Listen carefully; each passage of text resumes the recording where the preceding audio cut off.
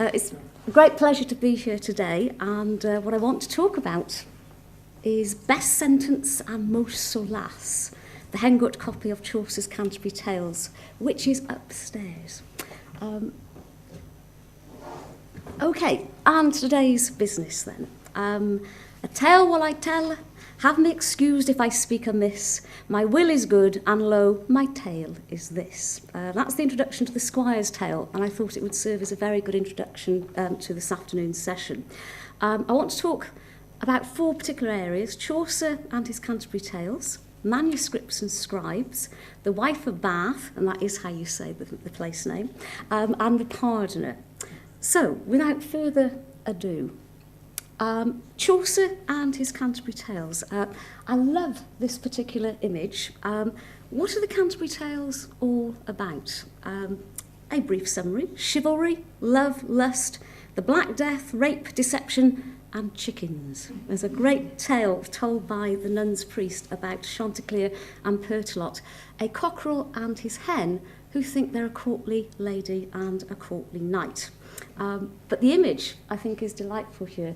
It's from the promotional material for the S4C animated Canterbury Tales, which will be shown at the National Library on Friday the 30th of May at 1:15 p.m, and it's good. It's rude and it's faithful. High recommendation. So, that's what we will be thinking about. Now, in the general prologue to the Canterbury Tales, Chaucer sets out clearly what his work is going to be. It's a product of the late 1380s until Chaucer's death in 1400. What is it? It's an anthology of short stories. He'd already written one, The Legend of Good Women. This is, I think, a second attempt at putting together a short story collection. It's written in Middle English, and there's a wide variety of kinds of stories of genre in this anthology. There are saints' lives, there are fablio, which are rude, baldy stories, there are sermons, there are beast fables, all sorts of different kinds of literature that were current at the time that Chaucer was writing. But most of all, the Canterbury Tales is a game, and it's a tale-telling game based on a journey to Canterbury, a pilgrimage specifically to Canterbury.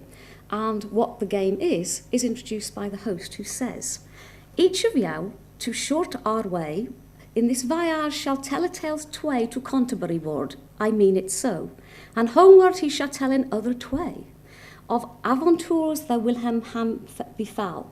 And which of you that beareth him best of all, that is to say, that telleth in this cast tales of best sentence and most solace, shall have a supper at our cost."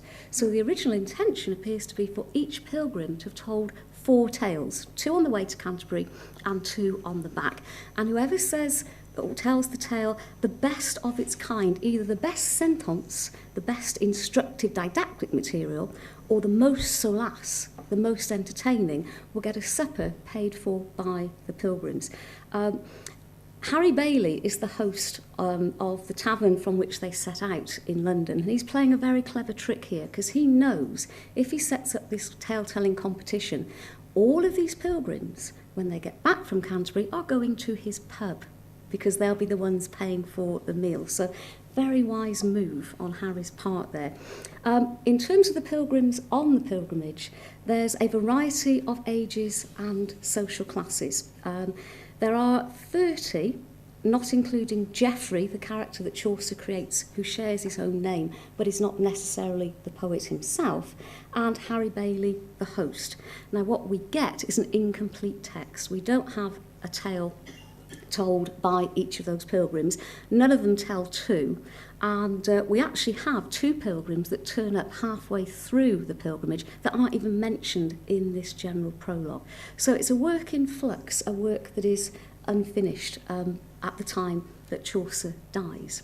Now, what I wanted to have a little think about were the manuscript copies of the Canterbury Tales, because this has been the subject of the exhibition upstairs. Contrary to my students' popular belief, the Canterbury Tales was not published by Penguin or the Riverside. They're much more interesting than this. Now, this is the Hengwrt copy of the Canterbury Tales. It's dated at the end of the 14th century.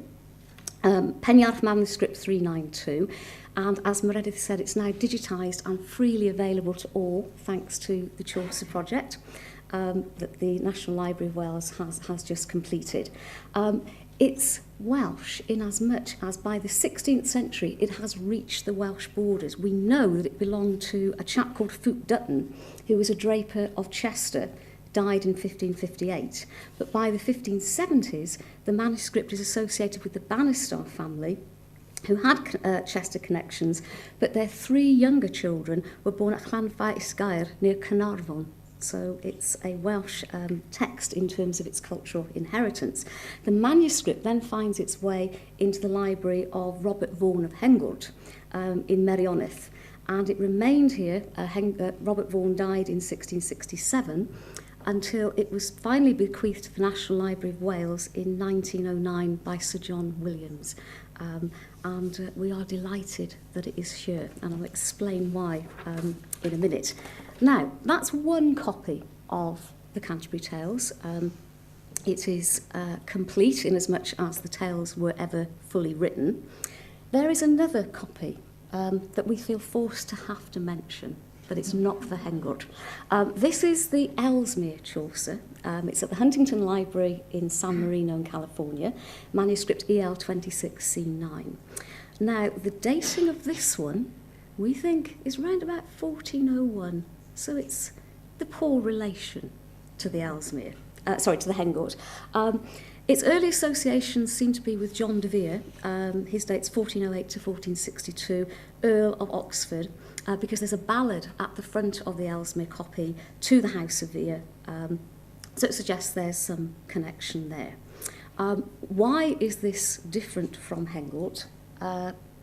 Let me show you. It's got the very famous pilgrim portraits. For each of the pilgrims, there is a detailed illustration. That's Geoffrey Chaucer on his horse, or the pilgrim Geoffrey, on a very happy horse. Some of the pilgrims' horses do look very, very pleased to be on their journey. And you can see him there pointing to the beginning of his tale. So Ellesmere is replete with these pilgrim portraits. Now, another copy of the Canterbury Tales, again upstairs, I love to be able to say this, you can see it upstairs, is, as Meredith mentioned, the Merthyr fragment, NLW manuscript 21972D. There are 3 surviving leaves. This dates from the early 15th century, and what the text is 3 leaves from the Nun's Priest tale, the Chanticleer and Pertinot story.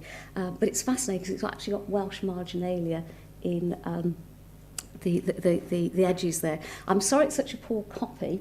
It's because it's being digitised, and that's a copy that I managed to acquire from elsewhere, and that's all I'm going to say to my NLW colleagues. But the real thing will be available very shortly, and it's interesting, I think, because it shows you the dangers that these medieval manuscripts were subject to. It's had a slight damp problem at some point in its life. It was very, very interesting food for rats. There are tubites on it, and of course there are only 3 leaves, so goodness knows where the other 100 plus have disappeared to. So these are very, very fragile things in some way.